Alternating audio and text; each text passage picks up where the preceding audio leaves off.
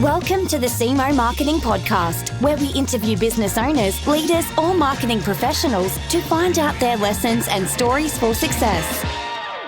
Welcome to the Cemoh Marketing Podcast, all the way from Denver, Colorado. It is Brad Smith. Welcome to the show. Thanks for having me, Simon.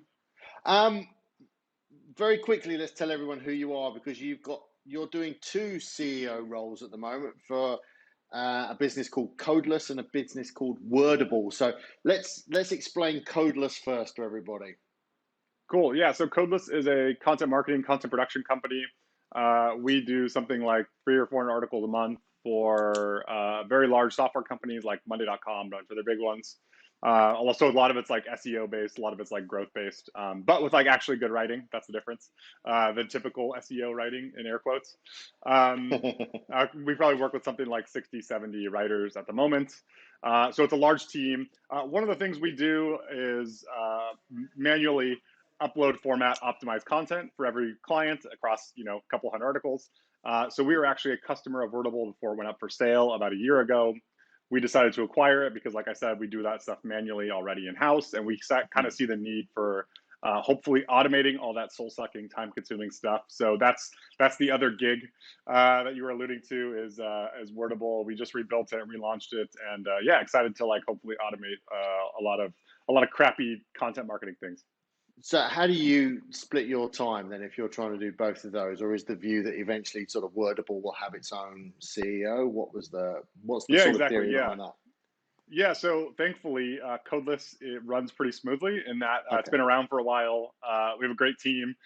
They do a lot of the work. and so I'm thankfully able to spend time on the stuff that, doesn't make a lot of money, but that needs to make more money. And so the hope and goal is to step in, get Wordable going, get it off the ground, get it relaunched, bring in a team to kind of take it from there. So that's definitely the goal long term.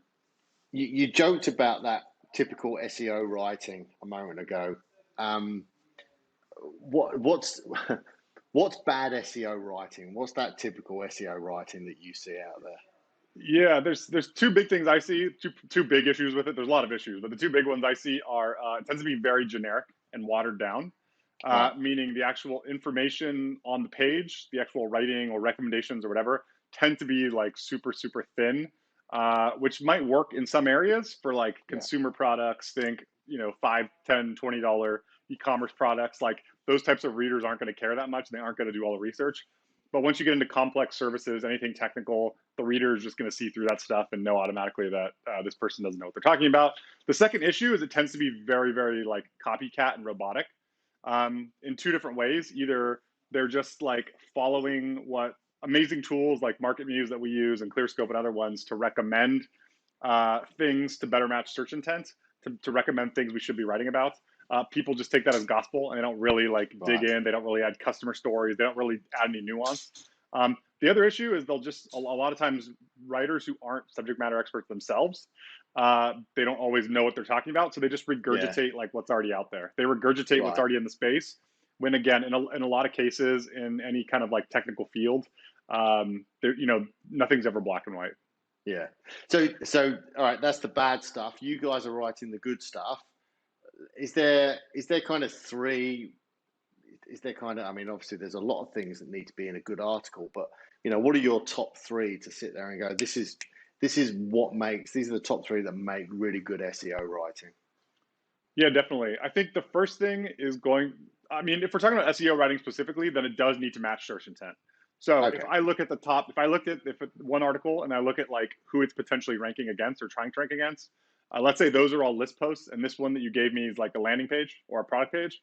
I'm going to tell you straight off the bat, like it might be written well, but it's not going to perform. So we're kind of like already screwing ourselves in the very beginning. Other things I typically look for then are like the hook or the angle, meaning the topics, like what you're writing about. The hook or the angle is like what makes this interesting. Like why should people care? Why should people read this? If there's 3,000 other articles on the same thing, which there probably are, what's unique or interesting about yours that's going to make it stand out? And we can go into like some of those, but it's protecting yourself from threats, internal mistakes you might already be making, simplifying your life, or some sort of hack in some simple way. Those are like kind of classic copywriting things that have always been around. Third thing is usually some like writing style, for lack of better words. That's kind of like the intangible stuff. So when I read something, it's like, is it interesting? Is this person like, does it read like a magazine article that has a little bit of like style and substance to it? Yeah. Not like AI just generated a bunch of like, super technical language that just kind of sucks to read. And is the whole, I mean, obviously, SEO's changed dramatically in the last, 10, 15 years, but is there still, you talk about writing for SEO, and we'll come to sort of other writing in a minute, but writing for SEO, you know, are they still trying to stuff keywords in? Are we still trying to get like 4%, 5% of the keywords? Is that still a thing? Is Google still sort of fooled by all of that? There's good news and bad news. They're not strictly looking at just one keyword that we're trying to stuff a lot in one document. Yeah. However, there are like semantic topics and keywords, meaning if we're talking about like engineer as a keyword, well, that could mean software engineer, it could mean electrical engineer. So what are the other related topics or concepts around those things? And how can we work those concepts into the article? That's where, unfortunately, when marketers or writers just put their head down and go on like robot mode, they kind of do the same mistakes. So they kind of still do the keyword stuffing in a sense, because they're like, oh, I just got to tick these off my checklist. I got to say these 5 words or these 10 words. When again, in reality, we got to think a little deeper. Think about how do we walk that fine line of aligning with search intent and making sure we're touching on all these topics, but also doing it in such a way that's going to like be interesting and unique and jump out to someone reading it. Because essentially, I guess that's what you want. I guess Google is, the more people read it, they want people reading it, sharing it, jumping onto the next article, So I guess when you talk about moving away from SEO writing to, non-SEO writing, or just, writing to attract readers, I guess you guys are judged by length of time on the article, or, how do you kind of measure? How do you measure your success with writing an article? What's the benchmark for you guys internally? Definitely, yeah. So internally, I'll say what we do internally, and then preface that with what we like external people usually look at. Internally, I want to say we have something like 15 variables that we look at, almost like a little. I think of it as like a balanced scorecard, meaning it's got to be a little bit of SEO, it's got to be a little bit of copywriting, it's got to be a little bit of like some kind of CTA. So what if someone reads this, what are we telling them to do? It's got to be part visual. So we do custom designs for articles, for example. Are we illustrating concepts, or are we illustrating examples and concrete examples? Because again, good writing often comes back to specificity. So really making concrete, specific suggestions or recommendations, or highlighting examples, that sort of thing. So, and then can we use images like video or custom design to like illustrate those things? So that's how we kind of look at it. Externally, then we also look at like a lot of the things that I'm mentioning are like inputs. So they're leading indicators, which are great when we're doing a lot of content at scale. From a client perspective, it's a lot of the lagging indicators. So in other words, keyword rankings, traffic, time on site, like you said, what's the next page or the next like micro conversion. So if we get someone in to the article, is 90% of those leaving, or are we getting those people to read one more article or opt into something or do a free trial? Those are usually like the business outcomes that we try to figure out with the client. And then again, the problem is that might take 6-12 months for all that stuff to start flowing in and start seeing. Right. Yeah. Okay. And length of content. I mean, when I've been reading things, that you kind of get the idea that Google gets, really kind of excited by anything that's like 2,500 words long, or, should people be spending more time pumping out 500, 600 word blogs, or should they kind of sit down and focus and maybe go and write 2,500 words? Because again, yes, not everyone can afford to employ a service like Codeless or Wordable, whatever. They want to write them themselves. So when time is sparse, what's the best solution? So it kind of depends on two things. So your space and your readers. For instance, consumers, e-commerce stuff. Think of like, I don't know, fashion. That stuff's going to be a lot shorter overall. Fast shorter. Fashion. Yeah, exactly. A lot heavier on visuals. A lot heavier on galleries. I would say don't write very long. Opposite for like software or technology or anything like complex. If you're selling to business buyers, if you're selling services that might take 6 months to close. Those people want to dig into all the details and actually like get into the nitty gritty. The other thing is to mimic what's already out there. So in other words, go look at what's already ranking. If the average across the 10 articles there, if the average is going to be 2,000 words, then yes, definitely do 2,000 to 3,000 words. The good news is you don't need to do 10,000 necessarily, unless everything else, rankings also in the 10,000 space. But if the average is 2,000, 3,000, that's where I'd probably recommend you got to do more than 500. It's not going to give you that bang for your buck. And the other thing too, to remember with search, for example, that's really important is that unless you're ranking in the top 3, it doesn't matter. Because you're not going to get any traffic. So if you think of, it's a zero-sum game. So if you can't break into the top 3, and if you're not going to be able to create the content in a way that's going to get you into the top 3, like it's not going to be long enough, not going to be whatever, beautiful enough, don't do it. Do a different keyword, do a different topic. Because unless you're in the top 3, that's where 60, 70, 80% of the people are clicking at any given time. Well, that kind of leads me to my next question, was that I guess the challenge is then getting more people to read it. So it's kind of one of those self-fulfilling prophecies that the more people read it, the higher it ranks, and the higher it ranks, the more people read it. So if you're not in that top 3, but you want to get in the top 3, I guess you've also got to have the structure and the reach. You've got to be sharing it on social media or on e-newsletters. So, I guess producing a piece of content is maybe like 20% of the battle, and 80% of the battle is then going out there and getting it in front of as many eyeballs as possible.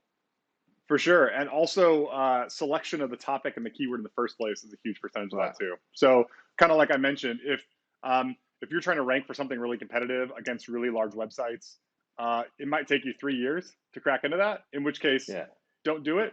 Do something easier in the short term. So like you alluded to, it's a chicken and the egg problem. An example though, like we acquired Wordable, traffic was trending down when we bought it. I think site traffic was around like 5,000 visits a month. We started picking up on like, okay, well, what content do they have that's already performing well? How do we create a lot of like formulaic, scalable content that's targeting low competition stuff around those things? A year later, it's that content's bringing in over 40,000 visits a month. And then we're doing the harder, more difficult content now on top of that. Because like you said, if you're not ranking for anything, you got to go rank for some things first, get traffic to it. Then once your site's bigger, once your brand is bigger, once you have more traffic, it's easier to go after the more competitive stuff. So it is definitely a chicken and the egg.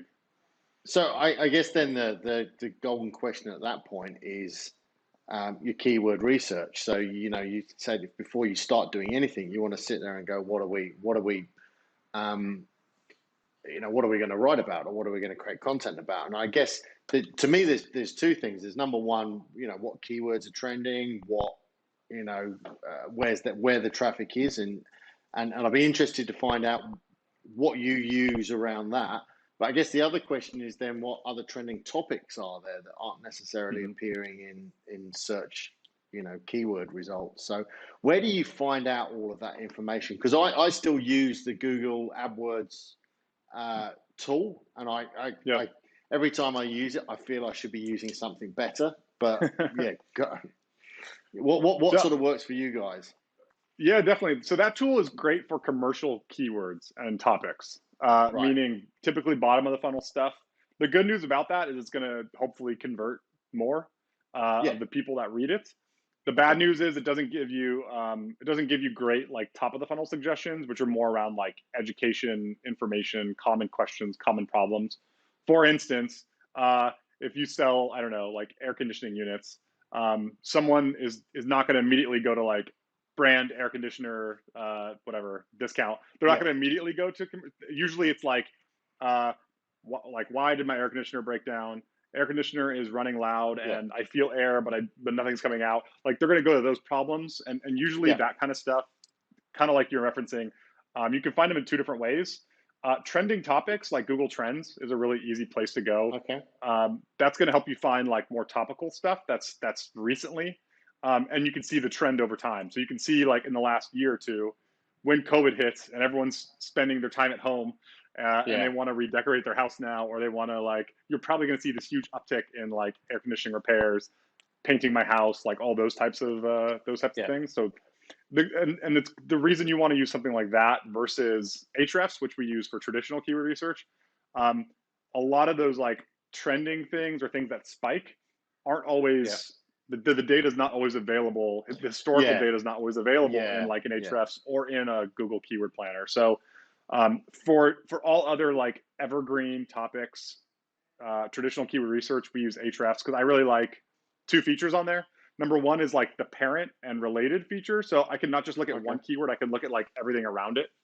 And Gotcha. that's good from a content planning perspective. If I'm planning 50, 100 articles, over the long term, I want to see like what all those relationships are ahead of time. That helps me plan content like when I'm actually going to send it to writers, because I know, okay, this Yeah. writer is already really good at these 3 topics, so I'm going to like assign it that way.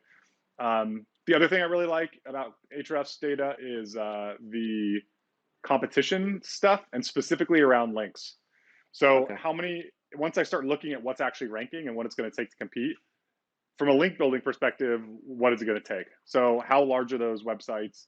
How many links do those websites have to all those individual pages? That's like another way that I will gauge competitiveness. Again, Yeah. going backwards to, can I rank for this really quickly or not? And if I can't, but it's important and it's commercial related and it's related to my product, the long term, I definitely still want to do that. And Okay. I just know it's going to take longer to pay off versus maybe I might prioritize the easier content ahead of time, less links. The website's ranking are, not huge brand names. It's not like Amazon.com or Yeah. Wikipedia that I'm going against. And then also too, like from a link building promotion perspective, I think I can kind of beat it. So that's another important point, I guess, that I breezed over. But when you're picking keywords, you should already know how you're going to rank or get traffic to them.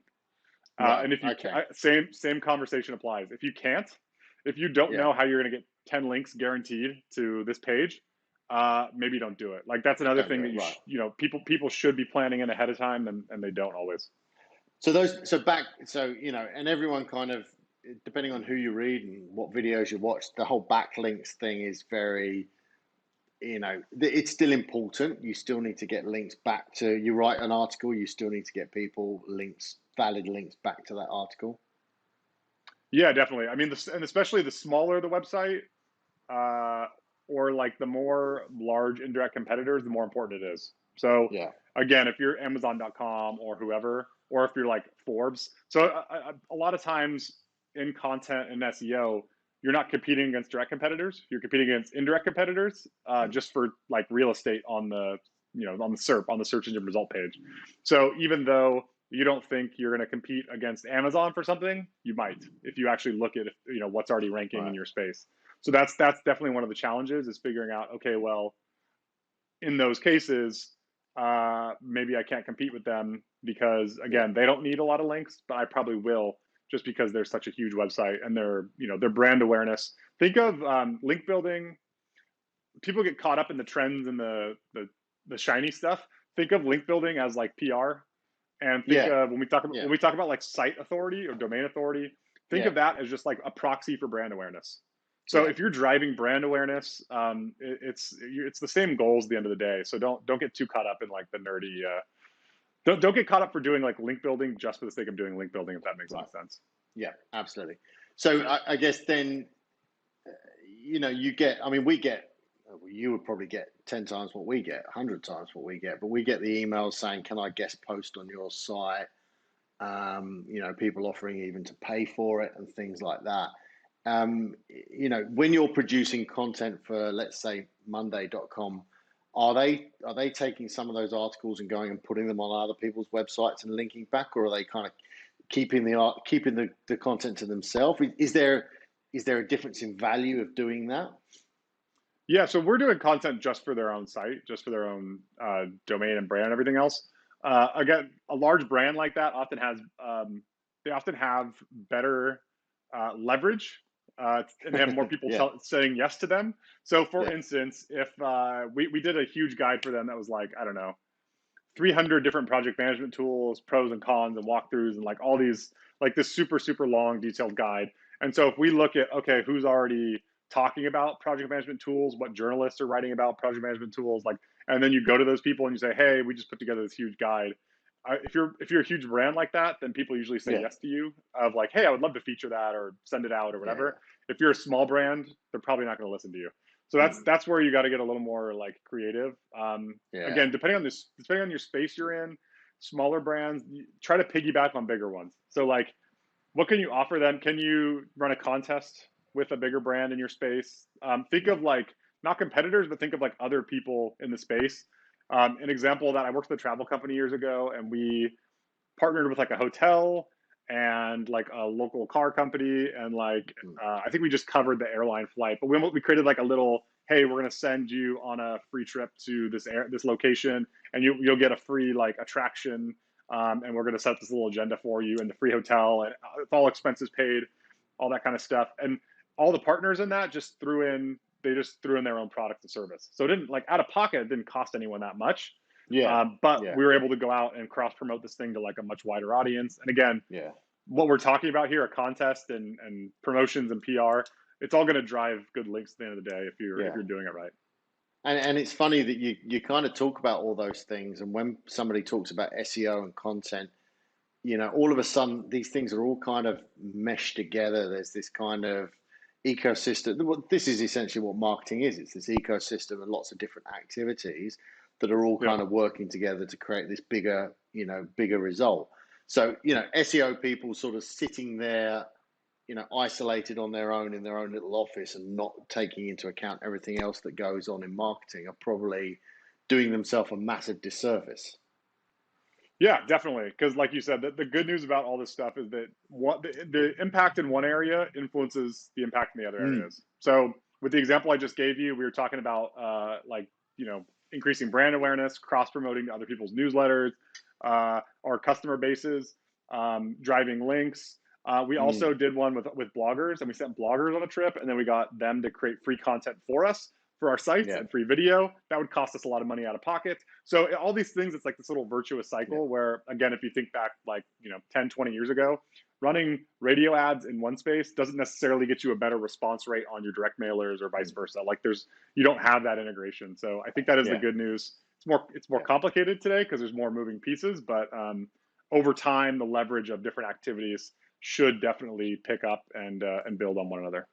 It's funny because I've worked, historically I've worked with a lot of PR people, and and their goal is to get an article in the news or an online news section or something like that, and they're sort of high-fiving each other once an article is published, and I'm sort of going, well, and actually really, I mean, yeah, sure, I want people reading that article, but backlink, I want the backlink from that news website to our website. That's the most, that's the most important thing. Yes, the article is there, but the backlink is the it's the golden, it's the gold medal thing. That's what we want to achieve. For sure. So sorry, go on. Oh no, I was, on that point, on link building point, that's one of the issues with Haro, help a reporter out. Responding to that for links. Like generally speaking, if 1 million people are doing it, you probably don't want to do it too, just because it's going to be really, really difficult to jump out. But one of the problems, not only does it take a long time to actually pitch those things, two things often happen when you're talking to journalists, especially journalists at big sites. They don't give you a link at all. And if they do, they give it to like your brand or your homepage. They'll never give it to like a product page, a blog post, whatever. So that's one of the issues too, is it's like, are you getting the link, and then, where's that link going? And a lot of times the more PR oriented stuff. Yeah. I never understood that from news sites, was that, all they need to do is ring up the company and say, look, we've published an article about you that mentions you or whatever. You give us $100 and we'll stick a link in there. And I'll be like, fucking take my money. It's like, it always struck me that they were missing a revenue opportunity there. And maybe, I don't know, maybe it's, and they're all using these kind of, I mean, I'd be interested to hear your thought on these, content, what do they call them? Content networking services that put the ads on, Taboola is one and Outbrain's another. Do you think they're worth investing in terms of getting your content out there? They're okay. They're cheap. And they're you can only really use them for top of the funnel content, meaning those problem oriented, question oriented type keywords, or something really like clickbaity. So if you're running top of the funnel ads to those, or using those, they're relatively cheap, which is good. So you can run them and get like cheap clicks. You're going to have to retarget those audiences, because don't think you're going to get those people to your website and they're going to buy. You're going to have to retarget them. The conversion rate Yeah. for them is diabolical. It's terrible, but yeah, Yep. okay, yeah. But again, if you are launching a new product, nobody knows you in the space, there are benefits of doing it. You guys got to know kind of why you're running them and how you're going to like get those people back to your site ultimately. Yeah, I guess if you retargeted them on Facebook or Instagram, potentially with a video that was, that expanded on what the original clickbaity article was about. But yeah, I mean, I've always found they've given great traffic, but very rarely do they actually.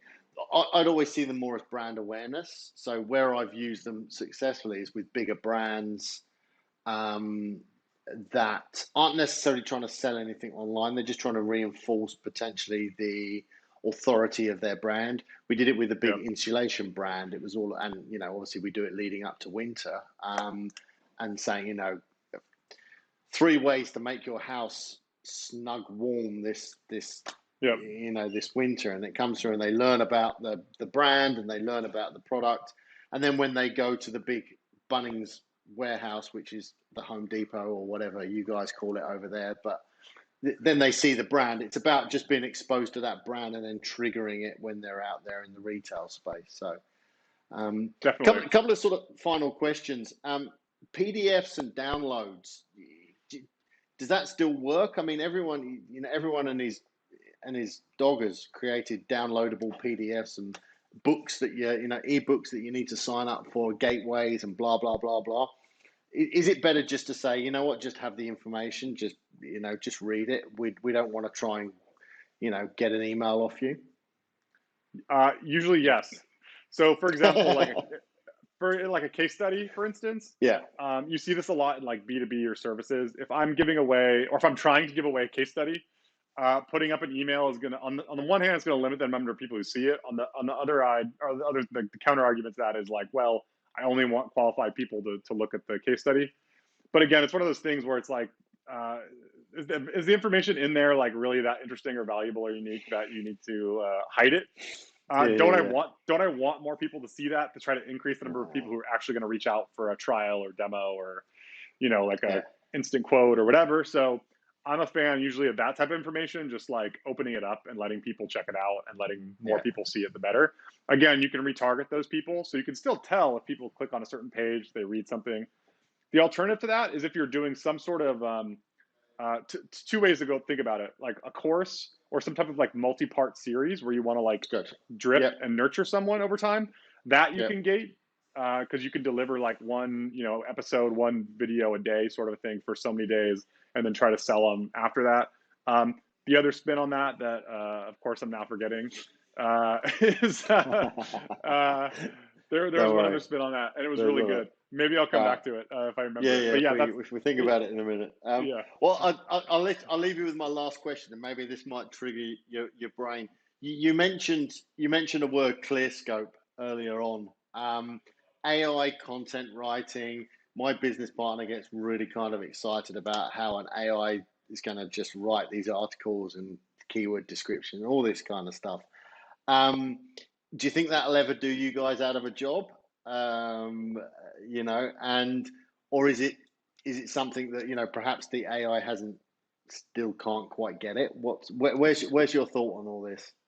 Yeah, so we've tested it a lot, and thankfully in the short term, it doesn't look like anytime soon. It looks like we'll be employed for a little longer. I mean, long term, probably, right? Like long term, we're probably all going to be destroyed by robots anyway. Yeah. But short term, usually what happens is AI is currently like pulling in all this data and kind of like pattern matching and regurgitating based on like these things commonly show up together. So when it's like trying to write something, it's saying, okay, if an example is like, how do I change a tire? Then what are the common like threads and things that come up when people search for something like that? What are all the common data points? And how can I like structure those things together in order or sequence? The problem is it doesn't really know what it's talking about. So one section of a piece of content might not relate to the other section that much.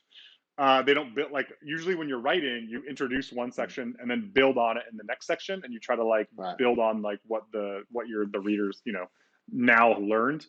None of that can happen. It tends to be very fact-based.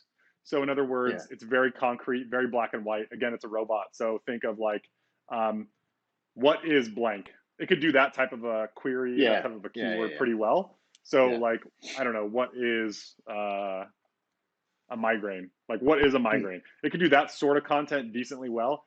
If you said, how is a migraine different from, I don't know, like an ACL injury? Exactly. Like two totally different. If you're comparing anything, if you're looking for subjectivity, if you're looking for nuance, it can't do any of that.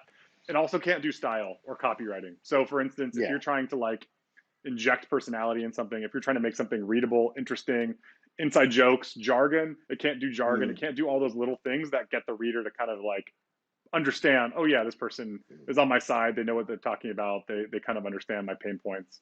It can't do any of that stuff yet. Yeah, I guess that was my thought, you know, with AI. It can write content, but it can't necessarily write an opinion. You know, that's, or an argument, opinions, or persuasion. They're uniquely human elements. And again, so maybe as you know, AI gradually takes over all your staff's jobs, and you know, maybe the argument is that we want real copywriters, human copywriters, to express an opinion about something or to create an argument or something like that, because that is still uniquely human and uniquely kind of, you know, something that I don't think AI will ever be able to replicate. Fingers crossed, or unless, as you say, we get killed by robots. So who knows? At that point, we won't be caring about copywriting. So yeah, I was going to say, let's. What a happy thought to leave that on today. So, Brad, thank you very much for your time today. It's been insightful enough that when I get this video, I'm going to show it to all the staff here and tell them to watch it. Not because none of them watch my podcast at all, ever. Any of them. No, listen to them or whatever. They don't care. But I will force them to do this one. I'll force and say you need to listen to what Brad's got to say. So, look, really appreciate that, and I think, you know, a lot of people will get, you know, at least 2 or 3 really key tips out of what you said today. So I really appreciate that. And you're off traveling, aren't you? For the next, you're off around somewhere, aren't you? Yeah, we're doing like a massive road trip. I'm in Hawaii right now, and we're going to the mainland, and we're going to Lake Mead around Las Vegas, Colorado, Minnesota, Montana. Just a huge big circle of the middle of the U.S. So awesome. For a couple of weeks, I'll be in a car with kids. Enjoy that, and thank you. Yeah, look, and if anyone wants to get a hold of you, what's the best way of reaching out to you? You're obviously on LinkedIn, but anywhere else that you kind of exist? LinkedIn. LinkedIn, I think my thing is BS Marketer, because those are my initials. Okay. And no other reason. Wordable.io is we have a lot of content around a lot of these topics we just talked about, and we kind of like try to go in depth on, like, you know, the hows and whys of content at scale and how big companies are doing it. Codeless at getcodeless.com is our agency, again, where we do lots and lots of content, and there's more interesting stuff there. So those are usually the best ways. Have a safe journey. And, thank you so much. Lovely. Thank you very much for being on the show. Appreciate it.